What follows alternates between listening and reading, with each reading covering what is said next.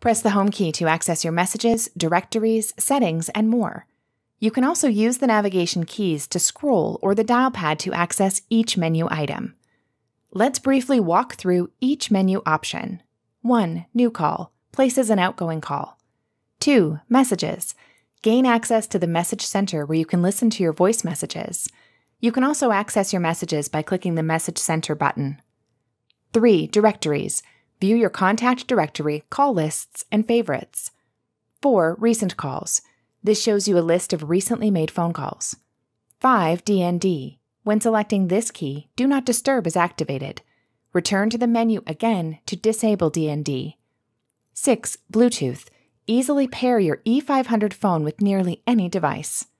7. Help and support. Initiate a quick diagnostic check, get help, or get detailed information about the Edge 500 series Polyphone. 8. Settings. Access basic and advanced settings, view additional features, or check the phone status. 9. Calendar. Displays your calendar.